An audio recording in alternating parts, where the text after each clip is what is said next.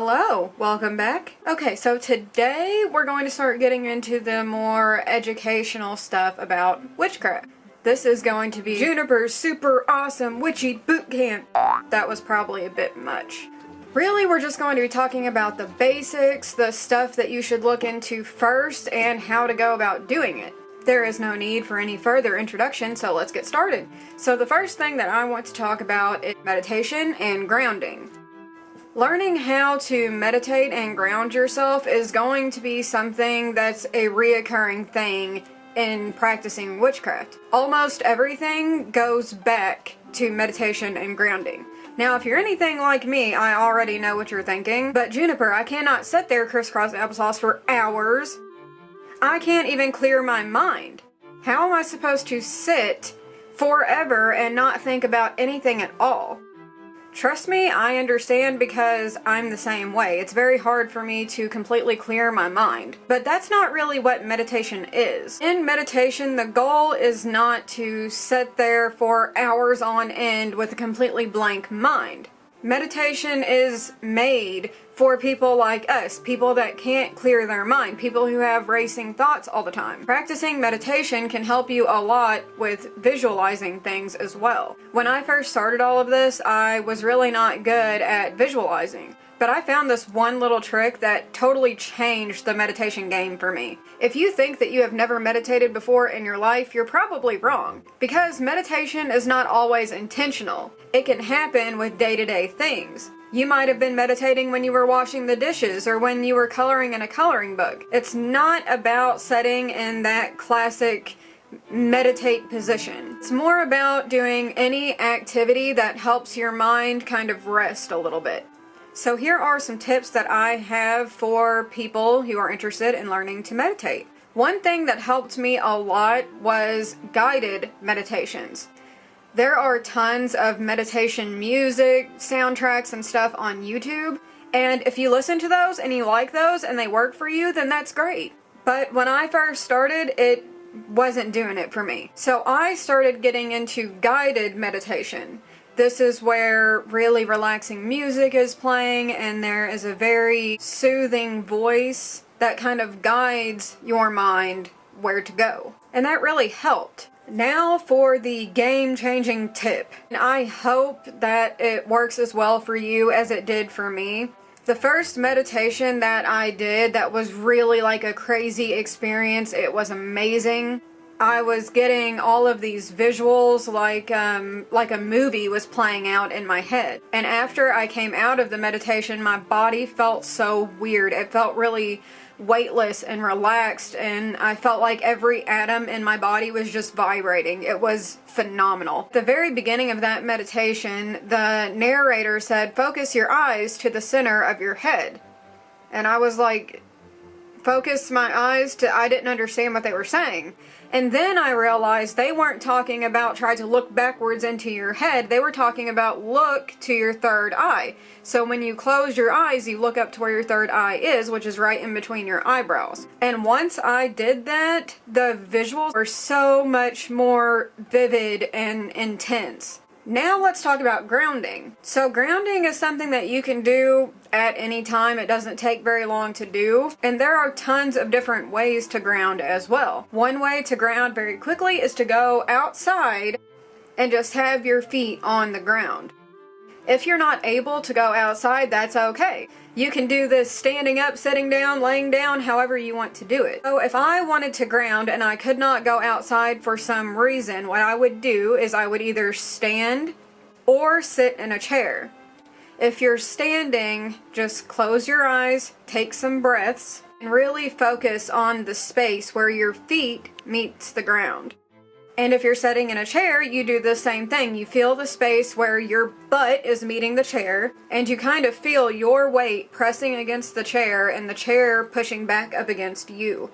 And really focus on that line for as long as you can. Another tip for grounding and meditation, when you are going into a meditation or grounding, we as human beings carry tension in our bodies. You have probably heard of people carrying tension in their shoulders. So that's one of the big ones. Kind of stretch them out and completely relax your shoulders. But there are other places that we carry our tension that you might not be aware of. One of which being your brow. I had never thought about this before, but I was listening to a meditation and they talked about relaxing these areas, and I was like, oh my god, those were really tense. So your brow is another one, and then also your jaw. So when you're going into a meditation or grounding, try to unhinge your jaw and just completely relax your brow, your jaw, and your shoulders. Also your back, some people carry a lot of tension in their back, so just try to relax your whole body. So what are some things that can help you if you're trying to meditate or ground or just relax a little bit? A couple things that really help are actually lighting candles. Also incense. Sandalwood, dragon's blood, frankincense, and myrrh. Those are all great incense to burn while you're meditating or trying to ground. If any of you have any questions about meditation or grounding and there's something that you're not quite understanding, please let me know in the comments and I will very happily assist you. So now that we've talked about meditation and grounding, let's talk about protection. I know that a lot of the witch talk creators like myself, they always talk about protection. Anytime a baby witch asks, what should I look into, they always say protection, but they never really fully explain it. So first, let's talk about why we need protection. What are we trying to protect ourselves from?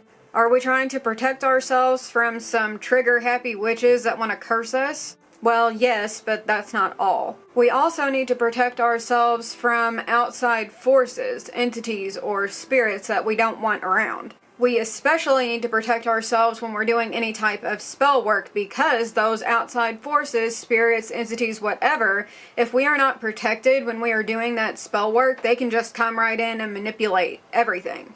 We also want to protect ourselves from negative energy. Believe it or not, when we're out walking around, going to the store and stuff, we are in the epicenter of everyone's emotions, especially if you're an empath like me. You can very easily absorb all of the garbage from everyone else. So if I'm going out into the world, when I get back home, I instantly start cleansing myself. I also wear a black tourmaline necklace because this helps protect me from absorbing everyone else's energy. Black tourmaline is also a very protective stone. It's a very powerful absorber. It absorbs all of the negative energy from you and everyone else, just keeps it off of you. So what are some ways that you can protect yourself, especially when you're just starting out? Well, necklaces are a big one. I wear 3 necklaces on a daily basis. I wear my black tourmaline for the reasons that I just told you. I wear the Ankh and the Eye of Horus as a protective symbol. But you do not have to go out and buy necklaces in order to protect yourself. You can protect yourself with nothing more than a pen, or nothing at all. So with the pen, we could write sigils on ourselves. I have done this before. I have written sigils on my wrist. But you don't have to write them in pen. Some people use saliva, because believe it or not, your bodily fluids have a lot of power. So let's talk about sigils. What are sigils? Sigils are little symbols that we usually make ourselves, and they all have a programmed purpose. Like this one I have written on the back of a mirror. This sigil is to ensure that any negative working that any other witch tries to use against me goes straight back to them. Speaking of mirrors, that is another great way to protect yourself. If you are in a situation like you live in a dorm room or in a house with family that you don't really get along with, you can take any mirror, even a little compact mirror, and put it up somewhere pointing away from you. Then all of the crap that they try to send at you, whether it's, negative statements or whatever, it will go boing right back to them. So how do you make a sigil?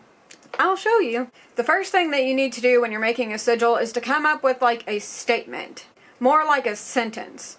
So if we wanted to make a sigil that was meant to protect us, you want to write the sentence as if it's already happened. So if I wanted to make a sigil to protect me, I would write, I am protected. Okay, so once we have our sentence, the next step is to take out the vowels and the repeating letters. And then we're going to rewrite the sentence. Okay, so this is what we have left. The next step is to assign each of these letters with a number, and we do so by making this chart. You want to write out the numbers 1 through 9, and then we're going to add the alphabet. So now we're going to look at the letters down here, see which number lines up with them, and assign each of these letters their number. So you can see how I've done it here. M would be 4, P would be 7, and so on. Now we want to take out any repeating numbers. So we'll leave the first one, take out the second one. Now we're going to take the numbers that we have left and draw another chart. Alright, so we're going to make a little 3x3 square and put the numbers in each square. You do not have to go in order, and it doesn't have to be a square either. There's lots of other sigil charts like this. Some are a circle. You can mix the numbers however you want. I always start my sigils with a dot, and I will end them with a line. You don't have to do this. There are so many different ways to make a sigil. You do not have to do it this way, but this is the way that I learned. So our first number is 4, so I'm going to put a dot on 4, then 7, 2, 3, and then I'll close it with a line. So if we draw the sigil off of the chart, you can see this is what it looks like. And if you're happy with this, then you're done. But you can also decorate them if you'd like. You can add little stars or hearts, whatever you want to do. Now we will activate it, and the way that I activate my sigils is I just look at it until I see something in it. Doesn't have to be anything crazy. I could literally just say, oh, this is a diagonal line, this kind of looks like a roof, maybe it's the roof of a house. And then boom, it's activated. There are tons of ways to use sigils also. You can draw them on yourself, you can draw them on a piece of paper and hang them in your room somewhere, you can draw them in books to protect that book. Sigils are a great, simple, easy way to protect yourself. This next protection method is more along the lines of energy work. This is also something that's very simple, you don't need anything to do it except for yourself. So if you're feeling a little bit bombarded, maybe you're having a bad day at work, or someone is, just getting on your nerves, go find a quiet place to just sit down. This is going to be one of those things that there are so many different ways to do it, but this is how I do it. I will sit somewhere with my eyes closed, and then I'm going to imagine that right in my heart center there is this white light. And like I said, I had a little bit of trouble with visualization, but just try your best to visualize a white light coming from the very center of your being. When you see that light with your third eye, start to make it bigger and bigger and brighter, and it can be as dense or as transparent, or however you see it is fine. It doesn't even have to be white, just a light. You visualize this light inside of you getting bigger and bigger and bigger, and then you want to take that light and push it out as far as you can. With the trouble that I have visualizing things, I'm able to do this, but whenever I push the light out, it's not like a gradual, slow growing. When I see this in my head, it is like an explosion, and it just... When you do that, that pushes anything that is around you far away from you. So push it out as far as you can possibly go. Warding is another great way to protect yourself and your space. There are so many different kinds of wards. Again, everything in this video, there are going to be so many different ways to do it, and none of those ways are wrong. That's a big thing in witchcraft. Everybody's craft and everyone's path is their own. And they can do things however they want to do, and you can too. You do not have to do anything in any set way.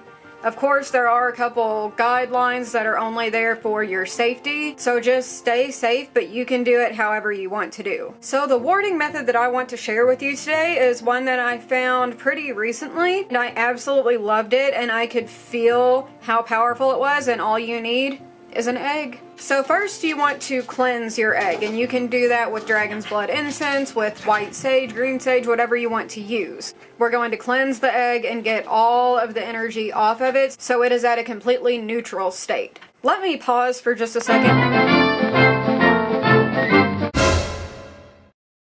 want to talk about white sage. There is a rumor going around on TikTok that if you are not Native American, you are not allowed to use white sage. And I have looked all over YouTube and Instagram and everywhere else, and that rumor is nowhere besides TikTok. And it's getting so bad to where it is at the point where people are being attacked and being called racist because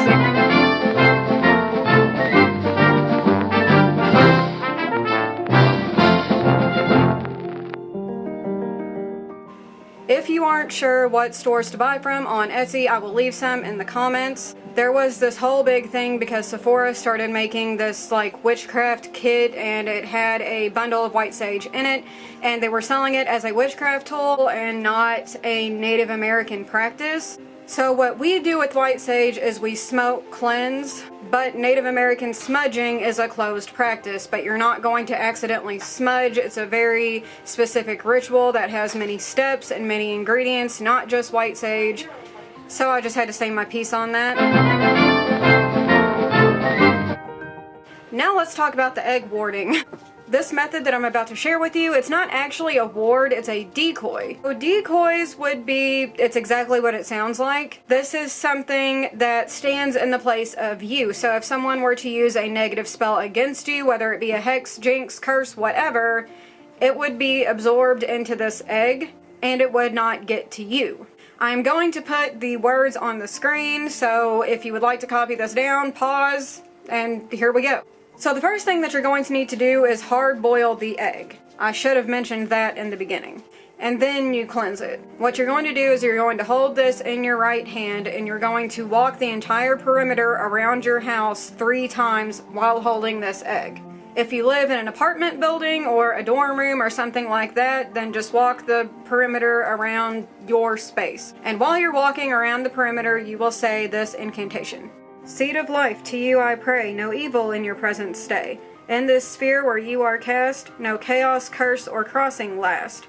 All hags and haunts and haunting dead be drawn from me to thee instead. This next part, you would put in a deity's name or your spirit guide or whoever. The writer of this worked with Hecate, so I'm going to use her name to say the rest. By Hecate's power, this charge I give to guard this home in which we live. After you have done that and you've circled 3 times, you have a couple options of what you can do with this. Traditionally, it will be buried under the front doorstep, but I know that's not really accessible to everyone. So what I do with it is I just set it on my altar, and that works very well. So after you have done this, if someone sends an attack to you, the egg will crack, and it will begin to break as it absorbs those attacks. Okay, now let's talk about casting a circle. Casting a circle is a very beginner thing, and it is something that you need to do every time you do any type of spell work or anything along those lines.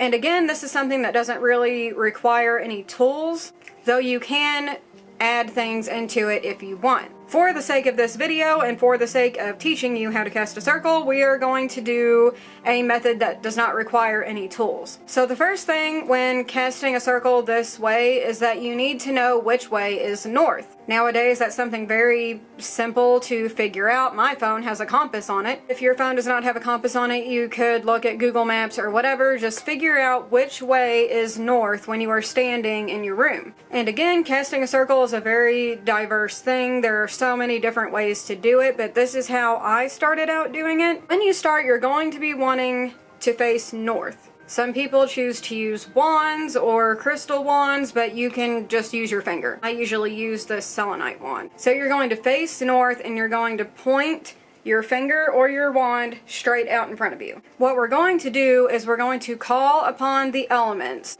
facing each of their directions to come and assist us and guard us while we do our work or spell or whatever we're doing. So you'll stand, wand pointed out, finger pointed out, whatever, and you will say, Lords of the watchtowers of the north, Lords of earth, I do summon, call, and stir you up to witness my rites and guard my circle. Then you will turn in a clockwise direction to face the east. And again, you'll have your finger or wand or whatever pointed out in front of you. As you're going around in this circle, you really want to visualize you drawing this circle. You can imagine it as like a floating blue line or whatever you see is fine, but just make sure that you're really seeing this solid circle with no gaps, no holes, nothing. So you'll turn to face the east, and you'll say, Lords of the watchtowers of the east, lords of air, I do summon, call, and stir you up to witness my rights and guard my circle. Then, clockwise again to face the south. Lords of the watchtowers of the south, lords of fire, I do summon, call, and stir you up to witness my rights and guard my circle. Then west. Lords of the watchtowers of the west, lords of water, I do summon, call, and stir you up to witness my rights and guard my circle. Then you're going to go clockwise again to face the north. And this time, you're going to point straight up.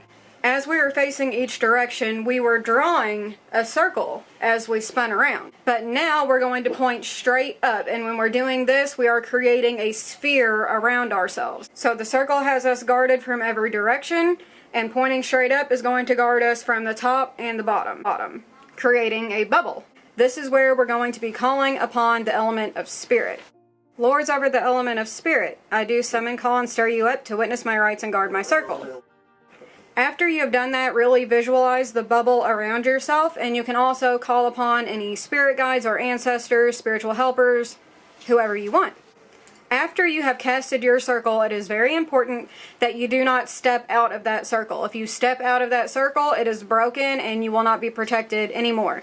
So, learn from my mistakes and make sure that all of your tools and ingredients that you're going to need for the spell that you're doing are inside the circle before you cast it. Then you would go on with your spell work, do whatever you have to do, and then at the end, we have to close the circle. Closing the circle is just as important as casting it. So when casting a circle, we were calling upon the elements to come in and assist us. When we're closing the circle, we are thanking the elements and dismissing them. So when closing, we're basically just going to say the same thing that we did before, and you want to do everything in reverse. So when we're casting a circle, we start with earth, which is north, but if we're closing a circle, then we're going to start with spirit. And you would say,